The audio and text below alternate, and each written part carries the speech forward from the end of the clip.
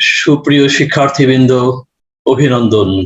YouTube channel আমার HSC ফিজিক্সে an actual platform for knowing physics. উচ্চ মাধ্যমিক 2021 সালের শিক্ষার্থীদের অ্যাসাইনমেন্ট 2 নিয়ে আসি।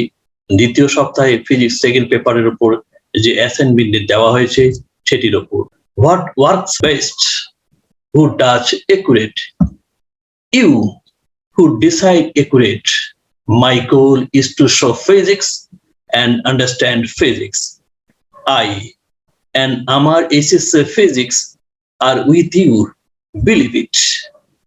Assignment 2 SSC 2021 দ্বিতীয় সপ্তাহের দ্বিতীয় পত্র তাপগতিবিদ্যার উপর।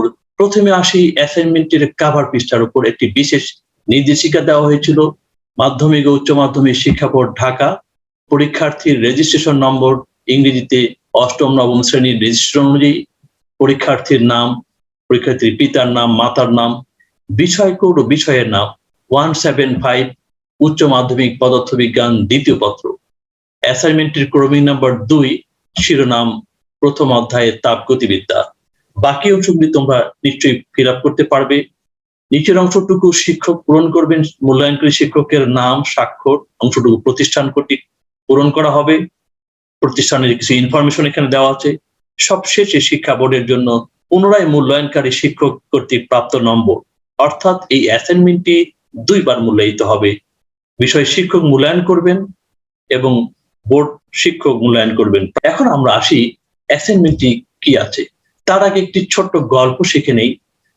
শান্ত ও তৃষ্ণার্ত একজন পথিকের কাছে এক ফেরিওয়ালা ঝাঁঝালো অপেয় পানি নিয়ে এলো। পানীয় দেখে পথিকের তৃষ্ণা আরো তীব্র হলো, কিন্তু পানীয়র এই অবস্থায় পান না করে সে অপেক্ষা করলো, যা ভীষণ সংযমের পরীক্ষা। খানিক পরে আরেক ফেরিওয়ালা সুপেয় সুস্বাদু পানীয় নিয়ে এলো। এই পানীয় পান করে পথিকের তৃষ্ণা নিবারণ ও ক্লান্তিও দূর হলো।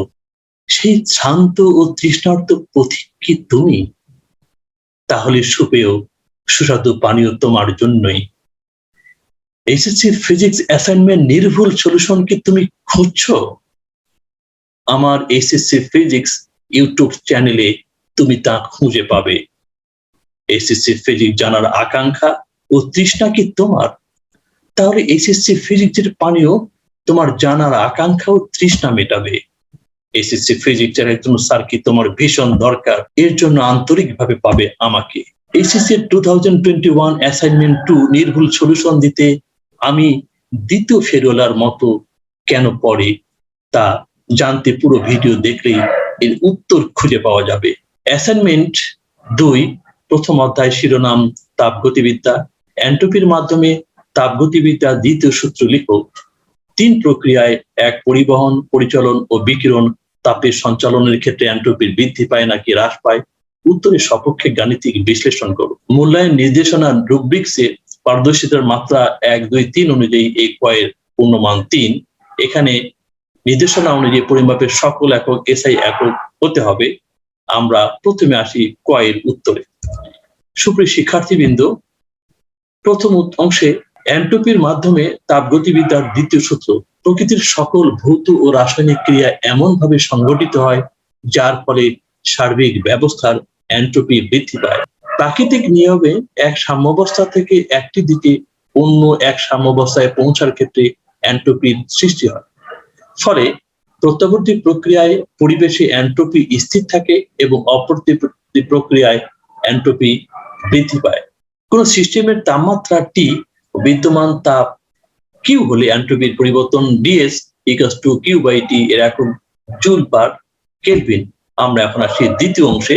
চিত্রে এ উচ্চ তাপমাত্রা T1, বি নিম্ন তাপমাত্রা T2। বিকিরণ, পরিবহন ও পরিচালন যে কোনো প্রক্রিয়া তাপ সঞ্চালন ঘটলে সিস্টেমের তাপ শোষণ ঘটে। মনে করি এ ও বি তাপ উৎস দুটির তাপমাত্রা যথাক্রমে T1 ও T2 এবং T1 গ্রেটার দেন T2। যে কোনো প্রক্রিয়ায় এ বস্তু থেকে ডেল্টা কিউ পরিমাণ তাপ বি বস্তু শোষণ করলে এ বস্তুর এন্ট্রপির পরিবর্তন delta S A equals to minus delta Q by T1। যেহেতু এটি তাপের বর্জন ঘটেছে, এখানে মাইনাস। বি বস্তুর এন্ট্রপির পরিবর্তন delta S B equals to plus delta Q by T2। যেহেতু তাপ শোষণ করছে, ডেল্টা কিউ তাপ বি বস্তু শোষণ করেছে এই জন্য প্লাস, এবং ডেল্টা কিউ তাপ এ বস্তু বর্জন করেছে এই জন্য এখানে মাইনাস। তাহলে আমরা সিস্টেমের মোট এন্ট্রপির পরিবর্তন delta S equals to delta S one plus delta S two, এই দুটির মান বসিয়ে দিলে আমরা পাই minus delta Q by T one plus delta Q by T two. সুপ্রিয় শিক্ষার্থীবৃন্দ, এই delta S equals to delta Q by T two minus delta Q by T one বড় হয় delta Q by T one, এই পার্টটি ছোট হবে, ফলে ডেল্টা এস এর মান শূন্য থেকে বড় হবে, অর্থাৎ ধনাত্মক হবে, যেহেতু টি ওয়ান গ্রেটার দেন টি টু। সুপ্রিয় শিক্ষার্থীবৃন্দ, delta is greater than zero অনুযায়ী আমরা বলতে পারি এই প্রক্রিয়ায় এন্ট্রপির পরিমাণ বৃদ্ধি ঘটেছে। এটি একটি স্বতঃস্ফূর্ত প্রক্রিয়া। তাপগতিবিদ্যার দ্বিতীয় সূত্রটিকে নিম্নোক্ত ভাবে প্রকাশ করা যায়: প্রকৃতিতে সেই সব পরিবর্তন স্বতঃস্ফূর্ত ঘটে যে প্রক্রিয়ায় এন্ট্রপির পরিমাণ বৃদ্ধি পায়। সুপ্রিয় শিক্ষার্থীবৃন্দ, এখন আমরা আসি ক্ষয়ের উত্তরে। ধরো তুমি 27 ডিগ্রি সেলসিয়াস তাপমাত্রায় স্বাভাবিক চাপের 1 গ্রাম হাইড্রোজেন গ্যাসের আয়তন সমস্ত প্রক্রিয়ায় প্রসারিত করে 4 গুণ করলে, এতে এন্ট্রপির পরিবর্তন নির্ণয় করব। তাহলে আমরা এন্ট্রপির পরিবর্তন বের করব সমস্ত প্রক্রিয়ার। সুপ্রিয় শিক্ষার্থীবৃন্দ, সমস্ত প্রক্রিয়া এন্ট্রপির পরিবর্তনের ক্ষেত্রে আমরা জানি S equals to N R ln V2 by V1। এখানে দেওয়া আছে তাপমাত্রা T 27 ডিগ্রি সেলসিয়াস 300 কেলভিন, আদি আয়তন V1, শেষ আয়তন V2, হাইড্রোজেন গ্যাসের ভর 1 গ্রাম, আণবিক ভর M 2 গ্রাম, মোল সংখ্যা আমরা পাবো 0.5, small m by capital M, molar gas ধ্রুব R equals to 8.31 joule per mole per kelvin, এবং এন্ট্রপি S এই সমীকরণে বসিয়ে দিলে পাওয়া যাবে। আমরা এর মানটি দেখে নেই। সুপ্রিয় শিক্ষার্থীবৃন্দ, আমরা মান পেয়ে যাবে S equals to 5.76 joule per kelvin. এখন আমরা আসি এর পরবর্তী প্রশ্ন গ, সমস্ত প্রক্রিয়া প্রসারিত করার ক্ষেত্রে চাপের পরিবর্তন হবে কিনা ব্যাখ্যা। আমরা চাপ বের করে নেব। দ্বিতীয় অংশে দেখি হাইড্রোজেন গ্যাসের এই প্রসারণে কৃত কাজের মান নির্ণয় করব। সমস্ত প্রসারণ এবং সমস্ত প্রসারণে সম্পাদিত কাজ, গয়ের পূর্ণমান 3, সেই 3। প্রথম অংশে আমরা আসি সমস্ত প্রক্রিয়ায় পরিবর্তনের ক্ষেত্রে P1 V1 equals to P2 V2। আমরা এই ডাটাগুলি আমাদের আগে থেকেই জানা, সেখান থেকে আমরা মান বসিয়ে দেব। P2 এর মান পাওয়া যাবে P2 ইকুয়ালস টু 25331.25 প্যাসকেল। এবার আমরা আসি দ্বিতীয় অংশের সমস্ত প্রক্রিয়ায় পরিবর্তনের ক্ষেত্রে সম্পাদিত কাজের সমীকরণ আমরা জেনেছি W equals to nRT ln V2 by V1। তাহলে এই সমীকরণে মানগুলি বসিয়ে দিলে সম্পাদিত কাজ আমরা পাবো 1728.016 জুল। এরপর আমরা আসি ক্ষয়ের। সমচাপ প্রক্রিয়ায় 1 গ্রাম হাইড্রোজেন গ্যাসের আয়তন 4 গুণ প্রসারণে এন্ট্রপির পরিবর্তন হবে কিনা। আমরা এর আগে সমস্ত প্রক্রিয়ায় শিখেছিলাম, এখন সমচাপ প্রক্রিয়ায় এন্ট্রপির পরিবর্তন হিসাব করব। নির্ণয় করে দেখাও সমচাপ ও সমস্ত প্রক্রিয়ায় গ্যাসের এই আয়তন প্রসারণে এন্ট্রপির পরিবর্তনের তুলনা। সমচাপ এবং সমস্ত উভয় প্রক্রিয়ায় এন্ট্রপি বের করে এর তুলনা করতে হবে। এক্ষেত্রে ঘতে পূর্ণমান 3। সুপ্রিয় শিক্ষার্থীবৃন্দ, এখন আমরা প্রথম অংশে আসি, যেটি আমরা আগেই জেনেছিলাম। সমস্ত প্রক্রিয়ার ক্ষেত্রে এন্ট্রপির পরিবর্তন 5.76 জুল পার কেলভিন, এটা আমরা বের করেছিলাম আগের প্রশ্নে। দ্বিতীয় অংশে এখন আসি, সমচাপের ক্ষেত্রে এন্ট্রপির পরিবর্তন S2 হলে এই সমীকরণটি কেমন হবে। সেক্ষেত্রে আমাদের সমচাপের ক্ষেত্রে আমরা জানি P ইকুয়ালস টু nRT, যেহেতু এখানে প্রত্যেকটি রাশি পরিবর্তনশীল চাপ ব্যতীত, তাহলে নতুন একটা সমীকরণ পাবো T2 by T1 V2 by V1। এর মান বসিয়ে দিলে আমরা T2 এর মান পাবো 1200 কেলভিন। এই ডাটাগুলি আমরা এখন একটু দেখে নেই। সমস্ত প্রক্রিয়া এন্ট্রপির পরিবর্তন H1, আদি চাপ P1, চূড়ান্ত চাপ P2, আদি তাপমাত্রা T1, চূড়ান্ত তাপমাত্রা T2, আমরা 1200 পেয়ে গেলাম। সমচাপ প্রক্রিয়ায় এন্ট্রপির পরিবর্তন S2, gamma equals to Cp by Cv, এর মান 1.4। হাইড্রোজেন দ্বিপারমাণবিক গ্যাসের ক্ষেত্রে আমরা এটি জানি। আমরা সমচাপ প্রক্রিয়ায় এন্ট্রপি S2 বের করার ক্ষেত্রে যে সমীকরণটি আমাদের দরকার সেটি আমরা আগে বের করে নেই।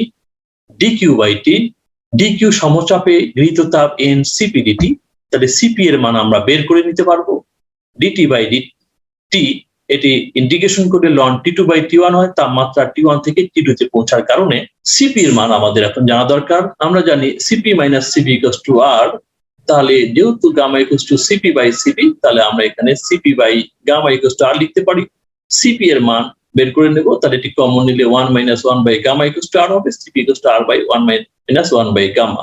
এই মানটি বসিয়ে দিলে পাবো Cp এর মান 29.06 joule per mole per kelvin. এটি মোলার গ্যাস ধ্রুবকের একক, সিপি এবং সিবির একক একই। সুপ্রিয় শিক্ষার্থীবৃন্দ, আমরা তাপমাত্রা জেনেছিলাম এই সমীকরণে এই মানগুলি বসিয়ে দিলে আমরা নতুন একটি মান পাবো, entropy S2 20.16 joule per kelvin. তাহলে সমচাপ প্রক্রিয়ায় এন্ট্রপির পরিবর্তন হলো 20.16 জুল পার কেলভিন এবং সমস্ত প্রক্রিয়ায় এন্ট্রপির পরিবর্তন হলো 5.76 জুল পার কেলভিন। S2 বা S1 করলে আমরা তুলনা করে নিতে পারবো 5.04। একই আয়তন প্রসারণ, অর্থাৎ সমচাপে 4 গুণ প্রসারণ ঘটেছিল এবং সমস্ত প্রক্রিয়া আয়তনের 4 গুণ প্রসারণ ঘটেছিল। তাহলে একই আয়তন প্রসারণের জন্য হাইড্রোজেন গ্যাস, এটি দ্বিপারমাণবিক গ্যাস, এন্ট্রপির পরিবর্তন আমরা সমস্ত পরিবর্তন অপেক্ষা সমচাপে বেশি পেয়েছি। সুপ্রিয় শিক্ষার্থীবৃন্দ, এখন আমরা আসি পরবর্তী প্রশ্ন ওতে। কার্নোট চক্রকে তাপমাত্রা বনাম এন্ট্রপি লেখচিত্রের সাহায্যে অঙ্কন করে এর বিভিন্ন ধাপ ব্যাখ্যা। এই প্রশ্নটির পূর্ণমান 3। আমরা এটি সমাধানের পূর্বে প্রথমে কার্নোট চক্র সম্পর্কে একটু ধারণা নেই এবং কার্নোট ইঞ্জিন সম্পর্কে। ফ্রান্সের প্রকৌশলী নিকোলাস সাদি কার্নো একটি ত্রুটিমুক্ত তাপ ইঞ্জিন কল্পনা করেছিলেন। এটিকে কার্নো ইঞ্জিন বা কার্নোর আদর্শ ইঞ্জিন বলা হয়।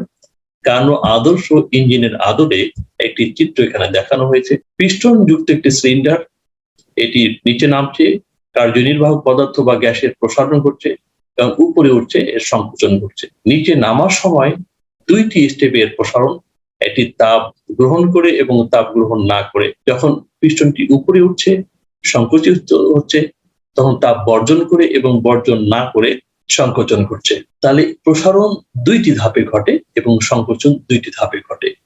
প্রথমের প্রসারণটি সমস্ত প্রসারণ, এর পরের প্রসারণটি রুদ্ধতাপীয় প্রসারণ। সংকোচনের ক্ষেত্রে প্রথম সংকোচনটি সমস্ত সংকোচন, পরের সংকোচনটি রুদ্ধতাপীয় সংকোচন। এই 4টি ঘটনা একটি ব্লক চিত্রের মাধ্যমে পৃথকভাবে দেখানো হয়েছে। প্রথমে ব্লক চিত্রটি আমরা দেখে নিই। তাপ উৎস, এর তাপমাত্রা T1, উৎস থেকে তাপ গ্রহণ করবে এই পিস্টনযুক্ত সিলিন্ডার, এবং তাপ নিরোধক, অর্থাৎ তাপ যখন সে গ্রহণ করতে পারবে না তখন এরকম একটি ডিভাইস কল্পনা করা হয়।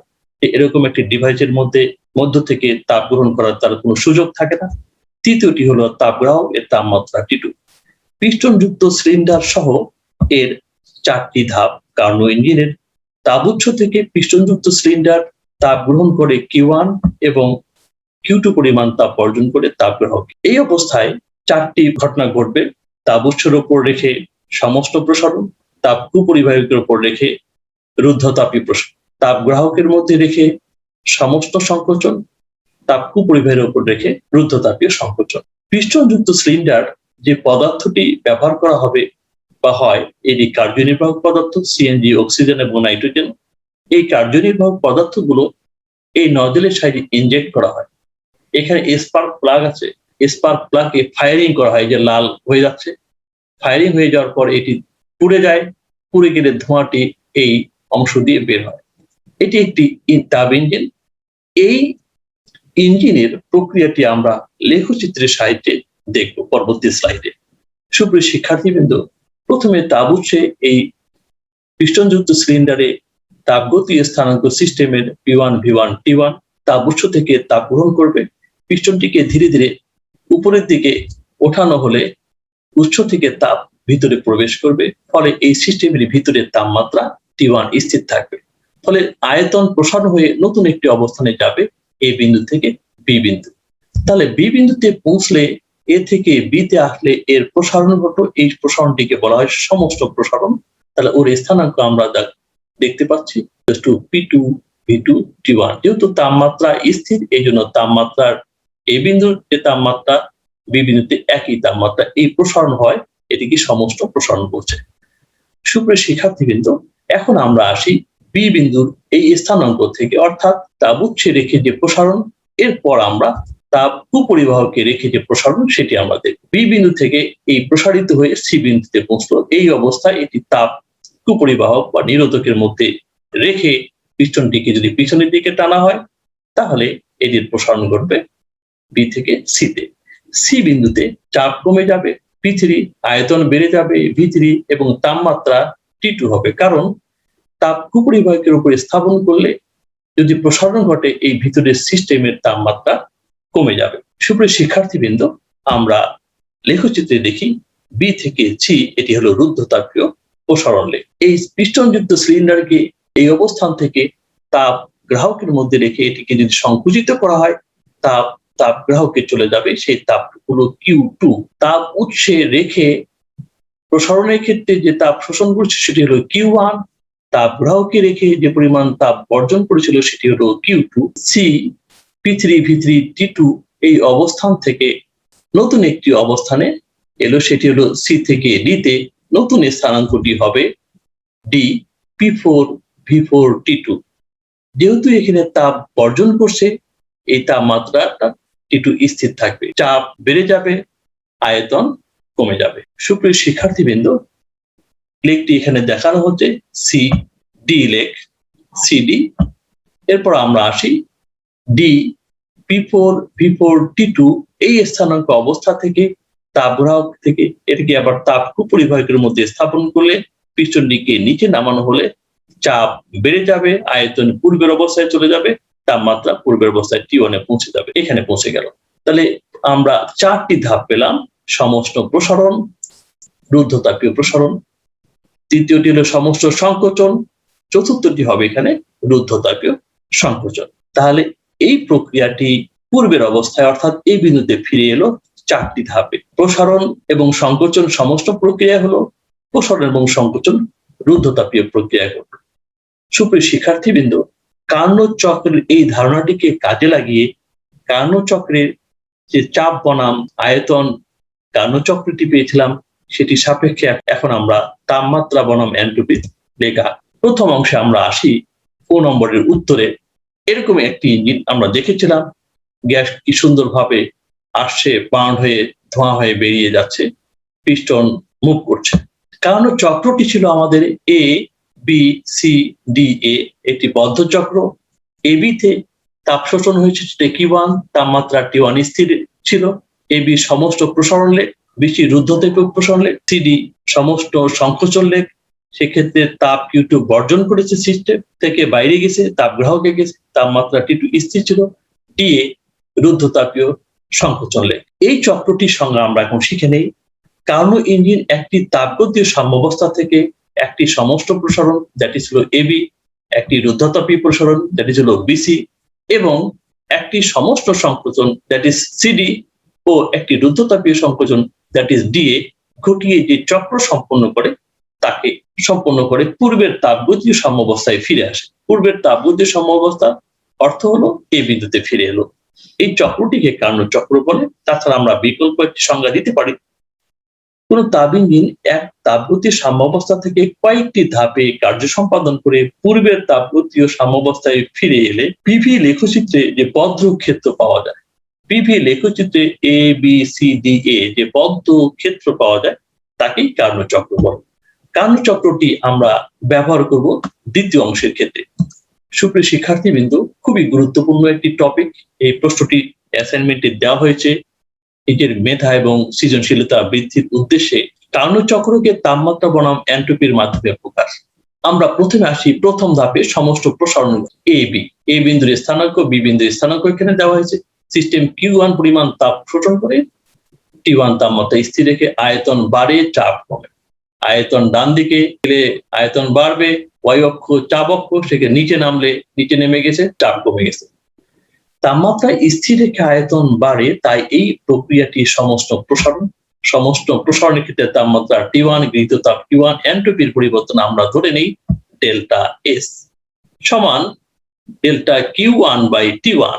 সমষ্ণ প্রসারণ প্রক্রিয়ায় dQ1 = dW1 = nRT1 ln V2 by V1, V2 আদি আয়তন V1। তাহলে সমীকরণটি আমাদের হবে এরকম: তাপমাত্রা T1 স্থির ছিল, এনট্রপির পরিবর্তন S2 - S1 T দিয়ে ভাগ করলে nR ln V2 by V1। এই পার্টটুকু যেহেতু এখানে তাপের শোষণ ঘটেছে, সম্পাদিত কাজের পরিমাণ ধনাত্মক, এই পুরো মানটি আমাদের ধনাত্মক হবে।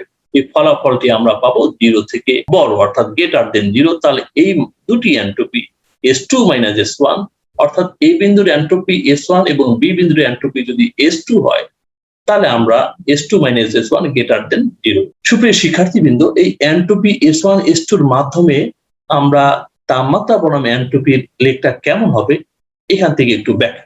সমস্ত প্রসারণের ক্ষেত্রে T1 তাপমাত্রা এন্ট্রপি বাড়তে, যা স্থানাঙ্কটি হবে আমাদের কি, এর স্থানাঙ্ক P1 V1, সেটির স্থানাঙ্ক আমাদের হয়ে গেল T1, তাপমাত্রা যেহেতু স্থির ছিল T1, আদি এন্ট্রপি হলো S1, এবং বি বিন্দুর স্থানাঙ্ক হচ্ছে P2 V2, এই স্থানাঙ্কটি আমাদের হয়ে যাবে, যেহেতু তাপমাত্রা স্থির ছিল, T1 S2। অর্থাৎ আমরা P বনাম V তে এবি লেখের যে স্থানাঙ্ক পেয়েছিলাম T বনাম S, অর্থাৎ তাপমাত্রা বনাম এন্ট্রপির লেখে তাপমাত্রা আমাদের হবে একই, অর্থাৎ T1 হবে এ এবং বি বিন্দুর তাপমাত্রা, এটি সরলরেখা।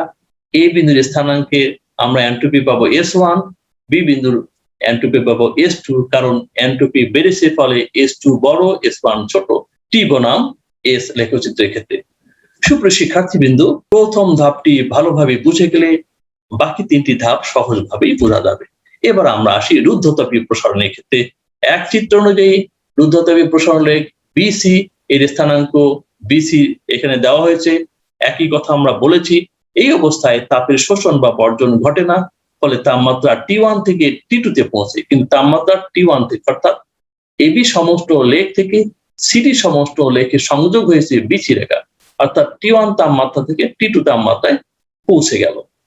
আয়তন বাড়ে, চাপ কমে, তাপ স্থির রেখে আয়তন বাড়ে, তাই এই প্রক্রিয়াটি রুদ্ধতাপীয় প্রসারণ প্রক্রিয়া।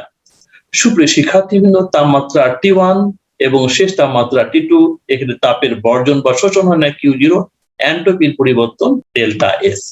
তাহলে আমরা এন্ট্রপির সমীকরণ অনুযায়ী লিখতে পারি delta S equals to dQ by টি।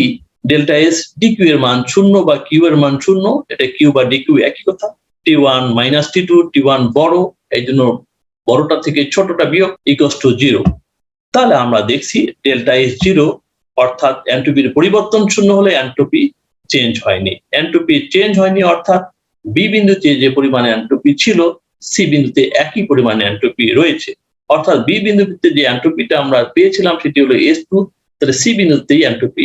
সুপ্রিয় শিক্ষার্থীবৃন্দ, রুদ্ধতাপীয় প্রসারণে এন্ট্রপি স্থির থাকে, যা স্থানাঙ্ক আমরা এভাবে লিখতে পারি, বি এর স্থানাঙ্ক T1 S2 হবে, সি এর স্থানাঙ্ক হবে T2 S2।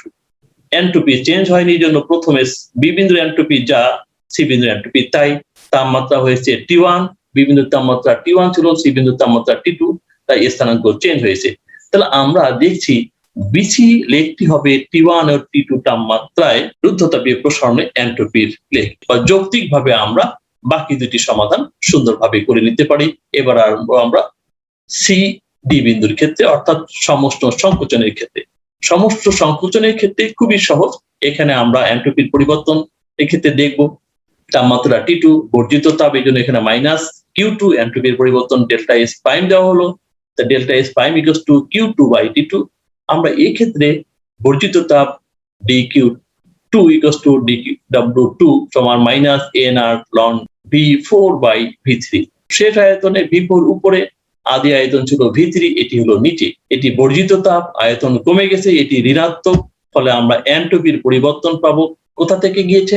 S2 থেকে পৌঁছে গিয়েছে S1 এ। তাহলে আমাদের 1 শেষটা থেকে আগের টি বিয়োগ, এখানে মাইনাস চলে আসছে, এই পার্টটি হলো আমাদের 0 থেকে ছোট, লেস দেন 0, তাহলে এন্ট্রপি কমে গেছে।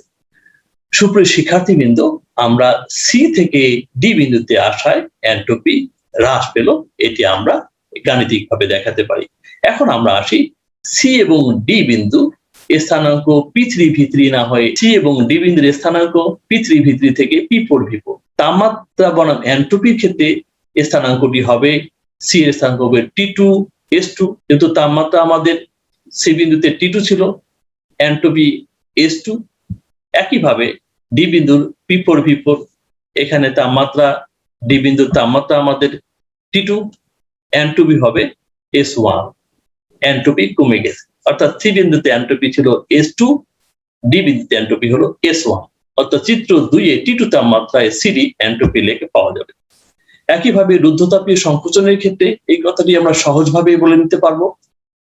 P4 V4 থেকে P1 V1 এ চলে আসবে, তাপের শোষণ বর্জন হয় না, তাপমাত্রা T1 থেকে তাপমাত্রা T2 থেকে T1 এ আসবে, আয়তন কমে, চাপ বাড়ে, তাপ স্থির রেখে আয়তন কমে, তাই এই প্রক্রিয়াটি রুদ্ধতাপীয় সংকোচন প্রক্রিয়া। এই ক্ষেত্রে আগের মতো আদি তাপমাত্রা T2, শেষ তাপমাত্রা T1, তাপ Q0, এন্ট্রপির পরিবর্তন ডেল্টা H0। একইভাবে আমরা ডেল্টা H = dQ/T সমান ডেল্টা H0 পাবো। H = ধ্রুবক। তাহলে এই S এন্ট্রপি হবে আমাদের ডি বিন্দুর।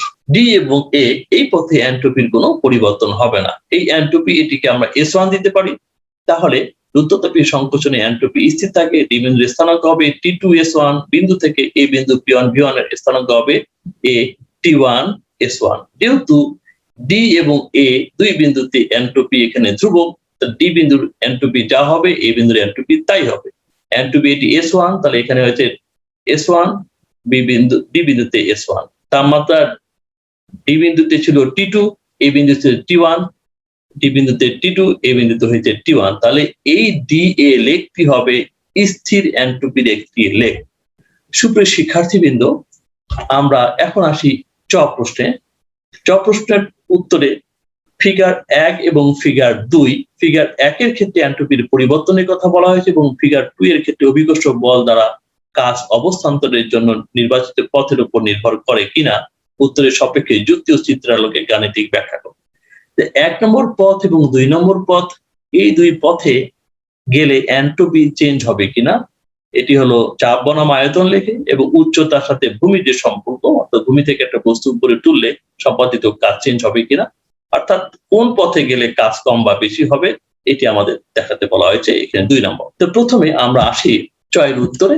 প্রথম অংশে এন্ট্রপির পরিবর্তনের ক্ষেত্রে এন্ট্রপির পরিবর্তনের জন্য এই গ্রাফটি আমরা দেখেছিলাম। এর আদি স্থানাঙ্ক আমরা ধরে নেই A P1V1, এর বিন্দুর স্থানাঙ্ক B P2V2। দুইটি পথে এখানে পরিবর্তন ঘটেছে। 1 নম্বর পথটি হলো একটু উত্তল ভাবে, 2 নম্বর পথটি অবতল ভাবে। তো প্রথমে দেখে নেই এন্ট্রপির সংজ্ঞা। একটি নির্দিষ্ট তাপমাত্রায় কোনো সিস্টেমে যে পরিমাণ তাপ সঞ্চিত থাকে, এই তাপ এবং তাপমাত্রার অনুপাতকে এন্ট্রপি বলে। এটা গাণিতিক সংজ্ঞা। ধরি কোনো সিস্টেম ক্ষুদ্র ক্ষুদ্র তাপগতীয় অবস্থায় বিভক্ত, অর্থাৎ একটি সিস্টেম কতগুলি ক্ষুদ্র ক্ষুদ্র অংশে কার্য সম্পাদন করছে বা পরিবর্তন হচ্ছে। অর্থাৎ এই P1V1 থেকে P2V2 তে যে পৌঁছলো, এই পৌঁছার ঘটনাটি অনেকগুলি P1V1 এর পরিবর্তন হয়ে হয়ে বিবিন্দুতে পৌঁছেছে। অর্থাৎ এখানে আমরা কোটি কোটি তাপগতীয় স্থানাঙ্ক আমরা ভাবতে পারি। এ আদি এবং বি চূড়ান্ত অবস্থার তাপমাত্রা যতক্ষণ T1 এর T2, তাহলে এখানে তাপমাত্রা T1 এবং এটাতে T2। অর্থাৎ এই পুরো সিস্টেমের পরিবর্তনটিকে আমরা ক্ষুদ্র একটা বিবেচনা করলাম জটিলতা পরিহার করার জন্য। অর্থাৎ অসংখ্য ক্ষুদ্রের মধ্যে এবি এই পথটুকু হলো সবচেয়ে ক্ষুদ্র পথ। এখানে আমাদের তাপের শোষণ ঘটেছে QI এবং তাপমাত্রা ছিল হলো TI। এন্ট্রপির পরিবর্তনটিকে SI/TI। তাহলে সিস্টেমের এ ও বি অবস্থার এন্ট্রপির নিট পরিবর্তন হবে SB - SA। এটাকে সামেশন অফ SI দিতে পারি। তাহলে সামেশন অফ I QI/TI অনেকগুলি ক্ষুদ্র ক্ষুদ্র পরিবর্তনের সমন্বয়ে এটি দেখানো হয়েছে। কিন্তু এই শোষিত তাপের পরিমাণ যদি খুব কম হয়, শূন্যের কাছাকাছি হয় এবং তাপগতীয় অবস্থার সংখ্যা অসীম হয়, অর্থাৎ এ থেকে বি তে এই পরিবর্তনটা আমরা যে ক্ষুদ্র ধরেছি, এটা যদি অনেক বৃহৎ হতো, তাহলে এর ক্ষুদ্র ক্ষুদ্র অংশে যে পরিবর্তন, সেক্ষেত্রে আমরা ক্যালকুলাসের সাহায্যে লিখতে পারি H = SB - SA integration A to B dQ/T। এটি 1 নম্বর সমীকরণ। এখন আমরা আসি 1 নম্বর পথে এই চিত্রের আলোকে কিভাবে লেখা যায়। এই বিন্দু থেকে বি বিন্দুতে যেতে সিস্টেম dQ পরিমাণ তাপ শোষণ করলে এন্ট্রপির পরিবর্তন আমরা DS1 লিখতে পারি। তাহলে DS1 = SB - SA integration dQ/T। তাহলে এখানে S1 ধনাত্মক হবে যেহেতু এটি তাপ শোষিত হয়েছে, যেহেতু dQ ধনাত্মক। একইভাবে 1 নম্বর পথে যদি সে যায়, 2 নম্বর পথে ফিরে আসবে। বি থেকে সিস্টেম dQ পরিমাণ তাপ বর্জন করবে। প্রথম পথে শোষণ হলে দ্বিতীয় পথে বর্জন, প্রথম পথে বর্জন হলে দ্বিতীয় পথে শোষণ। 1 নম্বর পথে যেতে পারে, নতুবা 2 নম্বর পথে যেতে পারে। ফেরার সময় অন্য পথে ফিরে আসবে। এন্ট্রপির পরিবর্তন আমরা লিখতে পারি, শেষটি হলো এ বিন্দুতে আসে SA - S, বি থেকে এ বিন্দুতে আসে। এই ইন্টিগ্রেশনটাকে আমরা চেঞ্জ যদি করে দেই লিমিট, তাহলে সামনে মাইনাস আসে। এটি ফর্মুলা। B to A হলে -A to B হবে। এটি 3 নম্বর সমীকরণ। তাহলে আমরা এখানে S ঋণাত্মক পাবো যেহেতু dQ ঋণাত্মক, তাপ বর্জন হয়েছে। PV লেখচিত্রের চক্রটি সম্পূর্ণ করতে মোট এন্ট্রপির পরিবর্তন DS = এই S1 S2 যোগ করে দিলে এই পার্টটি পাবো, বা এটাকে লিখে যেতে পারে এর সাইড চেঞ্জ করলে লিমিট বি টু এ এখানে হয়েছে limit minus A to B equals to 0। তাহলে এটি পূর্ণ চক্রে যে এন্ট্রপি সেটি হলো আমাদের পরিবর্তন শূন্য, অর্থাৎ যে পথের উপর নির্ভর করা এই পথটুকু বাঁকা না হয়ে অন্যভাবে হলেও এন্ট্রপির পরিবর্তন আমরা শূন্য পেতাম। একটি প্রত্যবর্তী অর্থাৎ ফিরে এলেই মোট এন্ট্রপির পরিবর্তন শূন্য হবে। তা প্রত্যবর্তী প্রক্রিয়ায় এন্ট্রপির পরিবর্তন শূন্য হয় যদি পথটি যে কোনো দিকেই হতে পারে, প্রত্যবর্তী হলেই মোট এন্ট্রপির পরিবর্তন শূন্য হবে। সুপ্রিয় শিক্ষার্থীবৃন্দ, বদ্ধ পথে প্রক্রিয়াটি সম্পূর্ণ, এন্ট্রপির পরিবর্তন শূন্য, যা পথ নির্ভর নয়, এটি আমরা বলতে পারি। এখন আমরা আসি দ্বিতীয় সম্পাদিত কাজের ক্ষেত্রে। এটি আমাদের সবারই জানা, প্রযুক্ত বল এবং বলের দিকে সরণের উপাংশের গুণফল। প্রযুক্ত বল ও বলের দিকে সরণের উপাংশ এস এর সরণ এস এর উপাংশ এস কস থিটা হলে এর গুণফল হবে এফ এস কস থিটা, যা কাজ W equals to F S cos theta লিখতে পারি। তাহলে একটি বস্তু আনত তলে উপরে আছে, এটি এস সরণ ঘটবে, এম জি বল প্রয়োগ হচ্ছে, তার উচ্চতা এইচ হলে এই কোণটি থিটা হলে এই কোণটিকে আমরা থিটা লিখতে পারি। কৃত কাজ অভিকর্ষ বল দ্বারা হবে W equals to F S cos theta, S cos থিটাকে আমরা লিখতে পারি এইচ। এই অংশটুকু আমাদের এস এর সঙ্গে থিটা কোণ, থিটা কোণের উপাংশ হবে এস কস থিটা, এইটিকে আমরা এইচ লিখতে পারি। এখানে সরণের উপাংশ বা উচ্চতা H equals to S cos theta. বস্তুটিকে আমরা উপরে উঠাই বা নিচে নামাই। যদি বস্তুটিকে উপরে উঠানো হয়, এই হাইটটি এখানে মূল বিষয়। 1 নম্বর পথে বা 2 নম্বর পথে উচ্চতার ক্ষেত্রে উলম্ব উচ্চতাটা হলো গুরুত্বপূর্ণ। অভিকর্ষ বলের প্রভাব সোজা পথে উঠাই আর বাঁকা পথে উঠাই, পথের উপর নির্ভর কিনা প্রশ্নের মূল। আনত ভাবে পড়লে উলম্ব উচ্চতাটা অভিকর্ষ বলের সাথে সম্পর্কিত। বস্তুটিকে 1 নম্বর পথে উপরে উঠানো হয়, নতুবা 2 নম্বর উপরে উঠানোর ক্ষেত্রে যে উলম্ব সরণ H equals to S cos theta, তাহলে দুইটির দিক হবে বিপরীত, বলের দিক নিচের দিকে এবং সরণের দিক উপরের দিকে। মধ্যবর্তী কোণ থিটা 180 ডিগ্রি।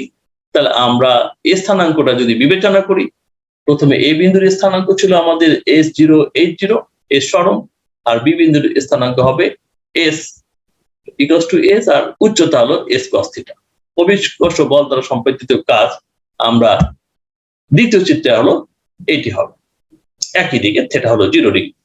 এক্ষেত্রে আমাদের W1 equals to mgs cos theta cos 180 degree, এখানে 80 ডিগ্রি হবে 180 ডিগ্রি মাইনাস mgs। 2 নম্বর পথে আমরা একই ভাবে পাবো প্লাস mgs, থিটা হলো 0 ডিগ্রি। তাই মোট কৃত কাজ W equals two W1 plus W2 minus mgs 0 হবে, অর্থাৎ এটি প্রত্যাবর্তী বা বদ্ধ চক্রে মোট সম্পাদিত কাজের পরিমাণ শূন্য। এটি পথ বাঁকা হোক বা সোজা হোক, বস্তুটি উপরে গিয়ে যদি আবার ভূমিতে ফিরে আসে, মোট সম্পাদিত কাজের পরিমাণ শূন্য হবে। সুপ্রিয় শিক্ষার্থীবৃন্দ, এই ভিডিওটিতে অ্যাসাইনমেন্টের সমাধানের উদ্দেশ্যে যে আলোচনা করা হয়েছে এটি হুবহু কপি না করে এর মধ্য থেকে বিষয়বস্তুগুলি নিয়ে নিজের সৃজনশীলতা প্রকাশ করে উপস্থাপন করাটাই প্রাসঙ্গিক হবে, এটি আমি আশা করছি। অন্য কোনো বিষয়বস্তু নিয়ে আবারও আসবো, ততদিন পর্যন্ত আমরা সবাই সুস্থ এবং সুন্দর থাকি। ধন্যবাদ।